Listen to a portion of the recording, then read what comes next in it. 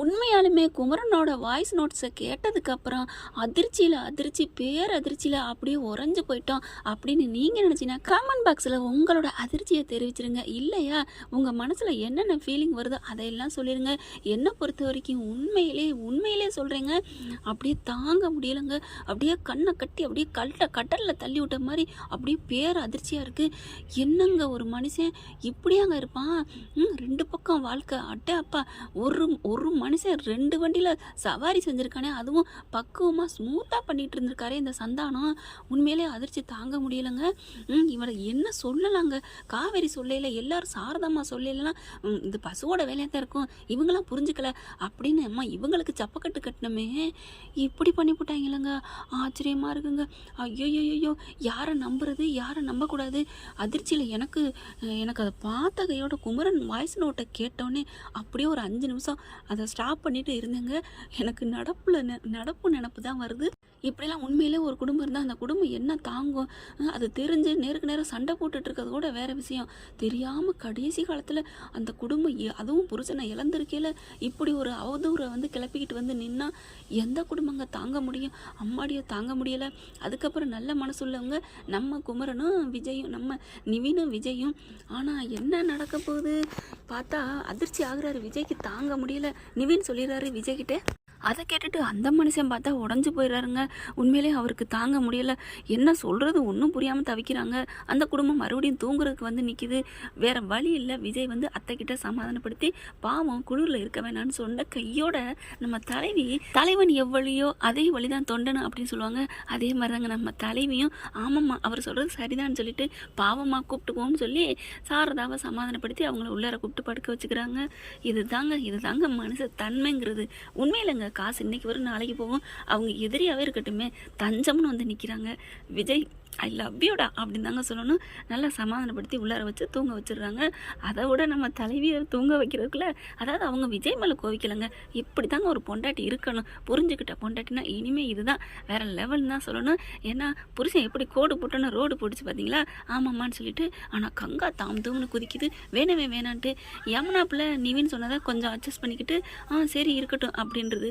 அது அதை விட இல்லை, காவேரியோட உயிர் இல்லை நிவின் மேலே நம்ம யமுனா நம்ம தலைவின்னு சொல்ல போனேன். தலைவிங்கிற வார்த்தை நம்ம தலைவி லட்சுமி அம்மாவுக்கு தான், லட்சுமி பிரியாவுக்கு தான் செல்லும். அதனால் லட்சுமி பிரியான்னு கூட பிடிக்கலைங்க.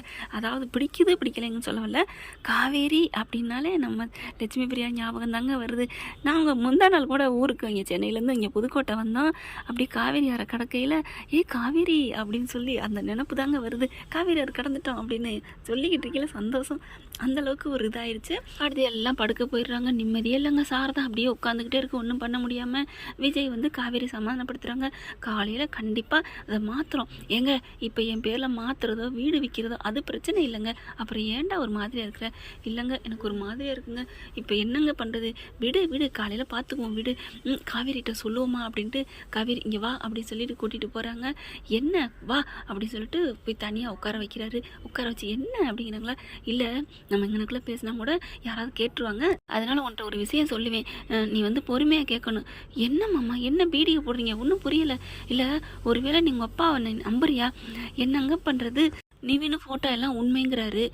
அப்போவே ஹிண்டு கொடுத்துட்டாரு தாங்க. நமக்கு தான் புத்தியை ஊற்றி வச்சுட்டோம், இது பசுபதியோட வேலைன்ட்டு. அடுத்து ஏங்க இதுவும் சொல்ல முடியாது, இதுவும் பொய்ன்னு கூட நாளைக்கு வரலாம். எப்படி வேணாலும் டைரக்டர் நினச்சா மாற்றுவாங்க. ஆனால் ஒன்றுங்க என்ன சொல்கிறது, இப்போ இந்த இடத்துல ஒன்று நான் ப்ரூவ் பண்ணணும், அதாவது பதிவு பண்ணணும்னு ஆசைப்பட்றேன். என்ன அப்படின்னா, எங்கள் தலைவியும் ஒன்று சேருங்கப்பா, அதுதான்ப்பா எனக்கு முக்கியம் அப்படின்னு நம்ம சொன்னதெல்லாம் டைரக்டர் தப்பாக புரிஞ்சுக்கிட்டாரு போல இருக்குது. உங்களுக்கு என்ன, அவங்க 2 பேரும் ஒன்று சேர்த்து வைக்கணும், சேர்த்து வச்சாச்சு. அதுக்கப்புறம் கதையில் எப்படி போனால் உங்களுக்கு என்னங்கிற மாதிரி பூந்து கொலாப்ஸ்டார் பண்ணி விளையாடுறாருங்க நம்ம டைரக்டர். அப்படி தானங்க தோணுது. அடுத்து வாங்க கதைக்குள்ள போமா. காவேரிட்ட சொல்கிறாங்க, இங்கே பாரு காவேரி, நான் ஒன்று சொல்லுவேண்டா அப்படின்னு சொல்லிட்டு அப்படியே உட்காந்துக்கிட்டே தன்னோட காலுக்குள்ளேயும் அப்படியே தலையை அணைச்சி வச்சுக்கிட்டு அப்படியே இறுக்கி பிடிச்சிக்கிறாங்க. உனக்கு நான் ஒன்று சொல்லுவேன், அதை நீ பொறுமையாக கேட்கணும், கூச்சம் போடக்கூடாது. உங்கள் அப்பாவை நீ நம்புறியா? நம்புகிற மாதிரி தாங்க இருக்குது. ஆனாலும் இதெல்லாம் பார்த்தா அம்மா அழுகிற மாதிரி அப்படி தப்பு பண்ணிட்டாரோன்னு தோணுதுங்க. ஆனாலும் ஒரு நம்பிக்கை இருக்கிறதுனால அமைதியாக சாந்தமாக இருக்குது அப்படி தானே? ஆமாங்க. ஏன் இப்போ திடீர்னு சொல்கிறீங்க? ஒருவேளை உண்மையாக இருந்தால் ஏங்க இப்படி உண்மையாக இருந்தாங்கிறீங்க? அப்போ உண்மைதானா? உங்களுக்கு ஏதாவது குழு கிடச்சிச்சா? தெரியுமா? சொல்லுங்க அப்படின்னு அப்படியே இறுக்கி பிடிக்கிறாங்க.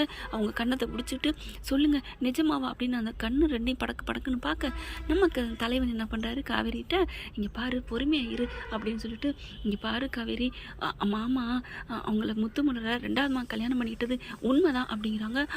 அப்படியே உட்காடுறாங்க. விலகிக்கிறாங்களா? விலகின கையோட அடிப்பாவி ஓ அப்போ 2ஆம் தரம் பண்ணதுக்கு நீ ஏண்டி என்ன விட்டு விலகுற? என்னடா காவேரி நீ வா அப்படின்னு இழுத்து அணைக்கிறாரு. போங்க எனக்கு ஒரு மாதிரியாக இருக்குது அப்படிங்கிறாங்க. டேய் நான் இப்போ தானே சொன்னேன் அமைதியாக இருந்தால் சொல்லுவேண்டு, இல்லைன்னா போ நீ என்னை விட்டு விலகுறாந்தா இந்த விஷயம் எனக்கு தேவையில்லை, நான் மனசுக்குள்ளே வச்சுக்கிறேன் அப்படின்னு அப்படியே திரும்புகிறாரு. ஏன்னா விஜய் ஒரு விஷயம் புரிஞ்சு வச்சுக்கிட்டாரு.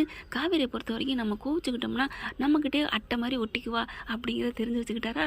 அதனால நம்ம கெஞ்சி போகக்கூடாது, நம்ம மிஞ்சுவோம், அப்போ தான் அவள் வருவா அப்படின்னு திரும்பிக்கிறாங்க. விஜய் நினச்சது கரெக்டு. காவேரி அப்படி இருக்க பின்னாடி கட்டிக்கிறாங்க. வந்தியா வலிக்கு அப்படின்ட்டு திரும்புகிறாரு. திரும்பி மறுபடியும் கட்டிக்கிறாங்க. சரிடா நான் உன்னை கோச்சிட்டு எங்கடா போகிறேன்? ஏன் மாமா கோச்சிக்கிறீங்க?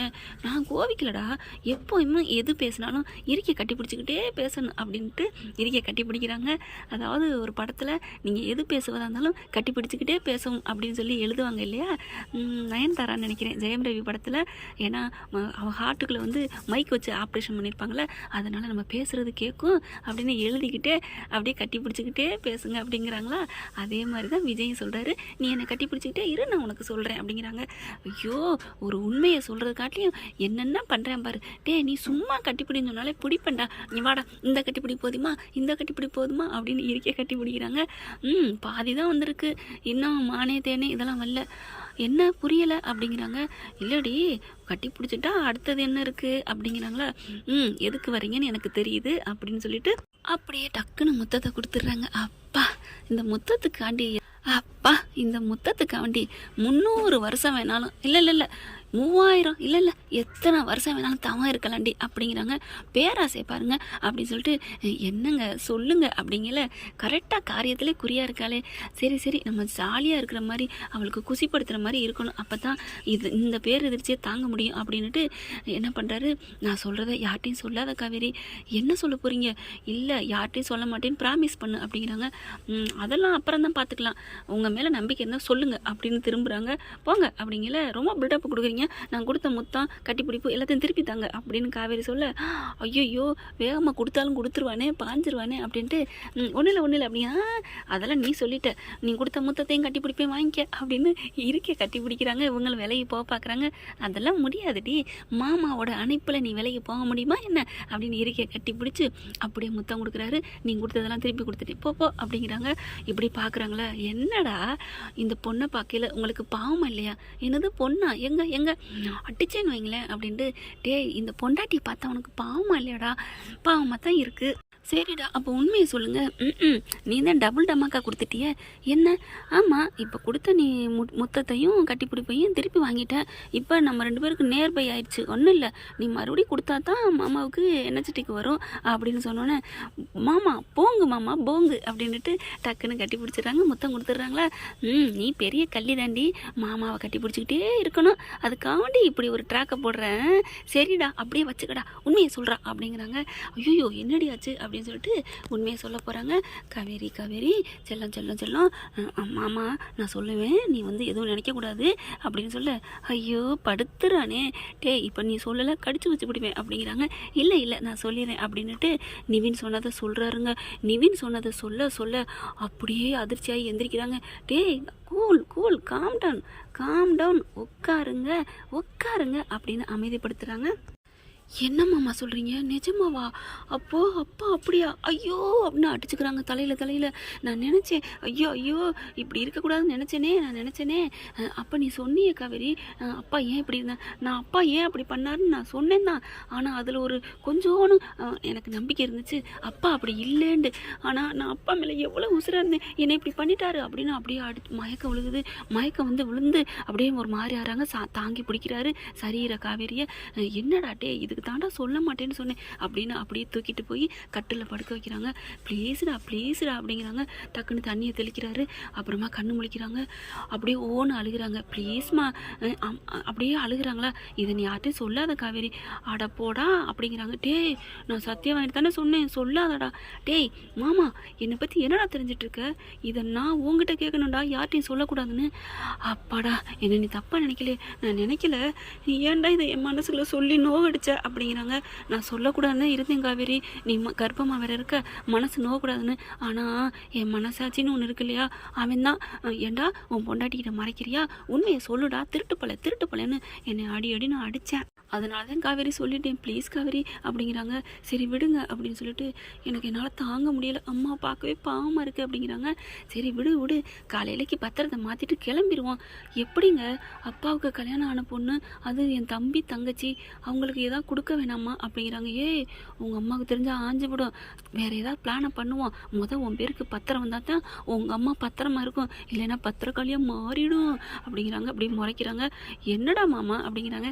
சும்மாடா உன்னை சமாதானப்படுத்த சொன்னேன்டா, ப்ளீஸ்டா நீ எதுவும் நினைக்காத, மாமா இருக்கேன், மாமா அப்படிலாம் இருக்க மாட்டேன், உனக்காக மட்டும்தான் உயிரை கொடுப்பேன்.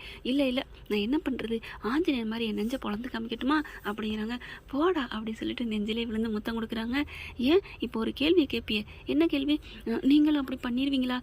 அப்போல்லாம் இனிமேல் கேட்க மாட்டேன்டா. ஏன் நீங்கள் உங்கள் உசுரோட என்ன நீங்கள் உசுராக வச்சுருக்கீங்கன்னு எனக்கு தெரியும்டா அப்படிங்கிறாங்க. இது போதுண்டா அப்படின்னு கட்டி அணைச்சிக்கிறாங்க. என்ன ஃப்ரெண்ட் இப்படி போனால் நல்லா தானே இருக்கும். பார்க்கலாம் என்ன நடக்க போகுதுன்னு.